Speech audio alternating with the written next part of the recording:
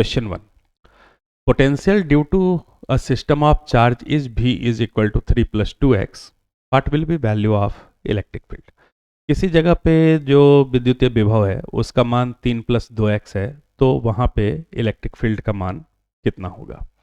हमारे क्वेश्चन में दिया हुआ है कि V का मान 3 प्लस 2x है और हमसे पूछा जा रहा है कि इलेक्ट्रिक फील्ड बताओ। तो हम लोग जानते हैं इलेक्ट्रिक फील्ड होता है माइनस डी वी बटा डी एक्स, यानी आप इसको डिफ्रेंशिएट करोगे माइनस डी बटा डी एक्स 3 प्लस 2x, और जब आप इसका डिफ्रेंशिएशन करेंगे तो आप जानते हैं कि ये क्या हो जाएगा, ये हो जाएगा minus 0 plus 2 that is minus 2। ये हम लोग का answer.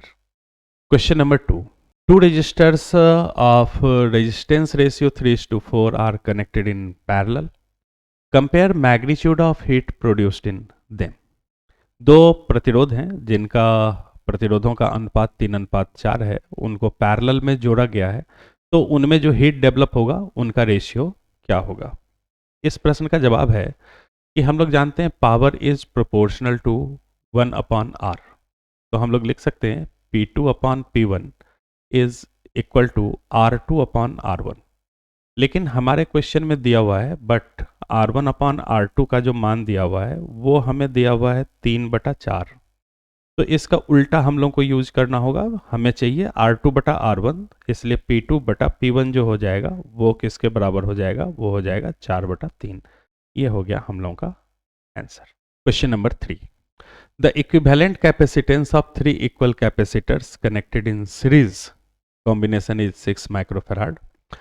If these three capacitors are connected in parallel, find out the equivalent capacitance of the combination. तीन कैपेसिटर हैं, तीनों को सीरीज में जोड़ दिया, आइडेंटिकल हैं, तो C इक्विवेलेंट जो है वो हमारा 6 है। इनको पैरेलल में जोड़ेंगे तो C इक्विवेलेंट हमारा कितना होगा? देखिए, for identical capacitor CS series में जब आप जोड़ेंगे तो ये होता है C/N। हमारे क्वेश्चन के मुताबिक जो इक्विवेलेंट वो 6 है और कैपेसिटर की संख्या 3 है, तो यहाँ से हम लोग निकाल सकते हैं कि ये हमारा 18 हो गया। अब हमें चाहिए कि जब इनको पैरेलल में जोड़ेंगे तो इनका इक्विवेलेंट कितना होगा, तो पैरेलल इक्विवेलेंट CP जो होता है वो NC के बराबर होता है। N जो है वो कैपेसिटर की संख्या है 3 और C का मान अभी अब आप निकाल चुके कि 18, तो 3 गुना 18 यानी 54। यही हमारा आंसर हो जाएगा कि पैरेलल में उनका जो कैपेसिटेंस होगा वो 54 माइक्रोफैराड के बराबर होगा। Question number 4, right any two factors on which thermo EMF produced in thermocouple depends. एक थर्मोकपल में जनरेट होने वाला जो विद्युत विभव है वो या तापीय विभव है वो किन किन चीज़ों पे निर्भर करता है? तो देखिए, बहुत सिंपल सा इसका जवाब है कि ये दो जो उनके जंक्शन हैं उनके टेम्परेचर डिफरेंस पे निर्भर करता है और मटेरियल पे निर्भर करता है कि किस मटेरियल से बनाया गया है। तो हम लोग इसका जवाब दे सकते हैं क्वेश्चन नंबर 4। क्वेश्चन नंबर 4 का दो चीज़, पहला फैक्टर हो गया टेम्परेचर डिफरेंस, तापांतर, ताप के बीच का जो अंतर है उस पे ये निर्भर करेगा, और दूसरा हो गया मटेरियल, पदार्थ पे निर्भर करेगा कि किस पदार्थ से हमने थर्मोकपल का निर्माण किया है। तो ये दो हम लोग के उत्तर हो गए। Question number 5, in a vertically upward magnetic field B, a positive charge particle is projected horizontally eastward. What will be the direction of force on the particle? Magnetic field है ऊपर की ओर, हॉरिजॉन्टल हमने फेंका, तो किस डायरेक्शन में हमारा force लगेगा? तो जो हमारा फोर्स लगता है ये आप जान लीजिए कि वो Q भी क्रॉस B की डायरेक्शन में लगता है। तो मैग्नेटिक फील्ड है ऊपर, आपने फेंका इधर, राइट हैंड रूल से अगर हम फोर्स लगाएं तो ये हमारा फोर्स या तो आगे की ओर लगेगा या पीछे की ओर लगेगा, यानी कहने का मतलब इन दोनों पे परपेंडिकुलर डायरेक्शन में लगेगा। यानी हमारा जवाब होगा कि force is perpendicular to velocity, force is perpendicular to magnetic field. Question number 6, what do you mean by magnetic elements of earth? यानी कि धरती के चुंबकीय तत्व से आप क्या समझते हैं? तो देखिए, एक सिंपल सा आप इसका आंसर जानिए, 3 नाम लिखना जरूरी है। एक आपको नाम लिखना है नमन का, एक आपको नाम लिखना है दिक्पात का, एक आपको नाम लिखना है चुंबकीय याम्योत्तर का। यानी अर्थ के मैग्नेटिक फील्ड को डिस्क्राइब करने के लिए हमें किन किन चीज़ों की आवश्यकता होती है।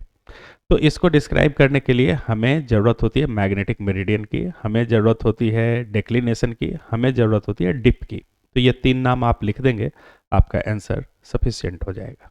Question number 7, establish a relationship between mean value and peak value of alternating current. Alternating current के मीन वैल्यू और पीक वैल्यू के बीच का संबंध स्थापित करें। देखिए, अल्टरनेटिंग करंट का मीन वैल्यू जो होता है वो 0 होता है और पीक वैल्यू जो होता है वो आई नॉट होता है। तो आपको बस यही दोनों पॉइंट लिख देना है कि peak value of alternating current is I not but its mean value is equal to 0।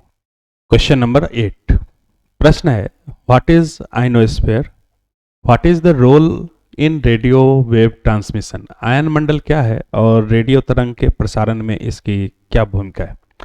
देखिए, आयन मंडल क्या है कि धरती के सतह के ऊपर हवा के अंदर हवा का एक लेयर है जहाँ पे आयंस पाए जाते हैं।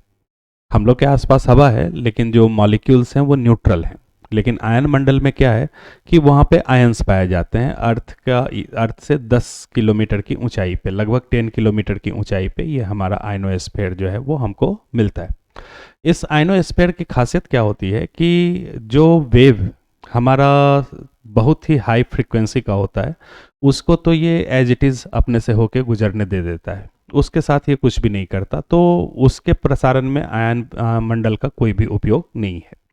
लेकिन जो हमारा वेव्स 30 मेगाहर्ट्ज से कम फ्रीक्वेंसी का है, तो 30 मेगाहर्ट्ज से कम फ्रीक्वेंसी का है उसको ये रिफ्लेक्ट कर देता है, यानी ये बिहेव करता है जस्ट लाइक मिरर, यानी वेव यहाँ से गई और रिफ्लेक्ट होकर के वापस धरती पे आ गई, फिर धरती से आगे गई, कहीं से रिफ्लेक्ट होकर के वापस आ गई। तो आयन मंडल क्या है कि ये long distance transmission, radio transmission में हमारी मदद करता है। तो इसको आपको यही लिखना है कि पहला तो आपको पूछ दिया कि आयन मंडल क्या है, तो आप इसको परिभाषित कर देंगे कि हवा का एक ऐसा लेयर है धरती के चारों ओर जहाँ पे आयंस पाए जाते हैं, वो आयन मंडल कहलाता है। और दूसरा लाइन आपको लिखना है कि ये 0 से 30 मेगाहर्ट्ज के वेव को रिफ्लेक्ट कर देता है। Question number 9, the equation of AC is I is equal to 20 sin 200 pi t, find frequency, peak value and RMS value. यानी हमें 3 चीज़ निकालना है। हम लोग को दिया हुआ है I is equal to 20 sin 200 pi t, 200 pi t। तो हमसे क्वेश्चन पूछा जा रहा है पीक वैल्यू आई नॉट बताओ। तो साइन को छोड़ के ये जो बचा हुआ ये आपका आई नॉट है, ये हो गया आपका 20। फ्रीक्वेंसी बताओ, तो ये टाइम का जो कॉफिशिएंट होता है ये ओमेगा होता है। तो फ्रीक्वेंसी जो होता है ये हमारा होता है ओमेगा बटा 2 पाई के बराबर। तो आप ओमेगा का वैल्यू रख दीजिए 200 पाई और 200 पाई में आप 2 पाई से डिवाइड कर दीजिए, तो ये आपका आ गया 100। Frequency is equal to 100।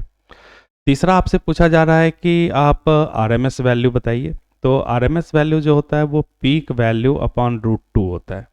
तो आपका जो RMS वैल्यू हो जाएगा वो हो जाएगा 20 अपॉन √2। तो ये हो गया आपका answer. Question number 10, red signals are used as danger sign why. खतरे के निशान के लिए लाल रंग का उपयोग क्यों करते हैं। तो ये बहुत ही बचपन से आप लोगों ने पढ़ा है, बट वंस अगेन कॉज को मैं रीइटरेट कर देता हूँ कि लाल रंग जो है वो बहुत दूर तक दिखाई पड़ता है, इसलिए डेंजर साइन के लिए हम लोग रेड कलर का उपयोग करते हैं।